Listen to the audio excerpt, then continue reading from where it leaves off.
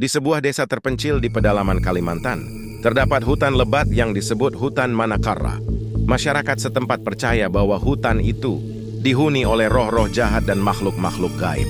Setiap kali senja tiba, tak seorang pun berani mendekati hutan, apalagi memasukinya. Suatu malam, seorang pemuda bernama Jaka, yang baru kembali dari kota, memutuskan untuk menguji keberanian. Ia mendengar cerita-cerita tentang hutan Manakara, namun menganggapnya hanya mitos kuno yang dibuat untuk menakut-nakuti anak-anak. Dengan obor di tangan, Jaka pun berani-beraninya memasuki hutan itu. Semakin jauh ia melangkah, udara semakin dingin dan sunyi. Hanya suara desiran angin dan gemerisik daun yang terdengar.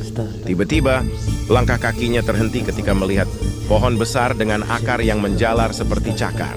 Di bawah pohon itu terdapat sebuah batu nisan tua, hampir tertutup lumut.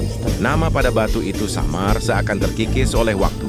Ya, tanpa memperhatikan lebih lanjut, Jaka terus berjalan, namun ia merasa seperti ada yang mengikutinya. Setiap kali ia menoleh, tak ada apa-apa. Namun, suara langkah kakinya kini terdengar lebih dari satu. Ia mencoba menenangkan diri, menganggap itu hanya imajinasinya. Sampai tiba-tiba terdengar suara rintihan pelan, seperti seorang wanita menangis. Jaka menajamkan telinganya dan suara itu semakin mendekat.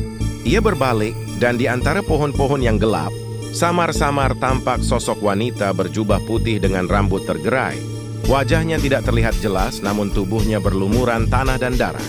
Wanita itu melayang mendekat, tangannya terulur seolah meminta pertolongan. Dengan jantung yang berdebar kencang, Jaka berbalik dan mulai berlari. Namun semakin ia berlari, semakin suara tangisan itu menggema di seluruh hutan.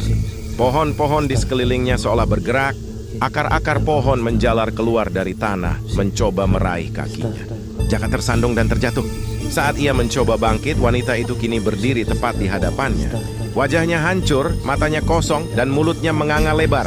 Ia mendekatkan wajahnya ke arah Jaka, dan dengan suara serak, wanita itu berbisik, "Mengapa kau datang ke tempat yang terkutuk ini?"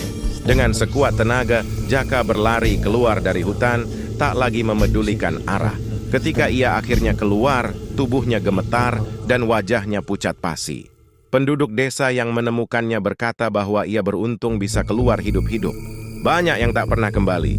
Kemudian Jaka jatuh sakit. Tubuhnya semakin lemah dan ia sering berhalusinasi melihat sosok wanita itu di sudut-sudut kamarnya. Hingga suatu malam, penduduk desa menemukan Jaka sudah tak bernyawa dengan ekspresi ketakutan yang membekukan wajahnya.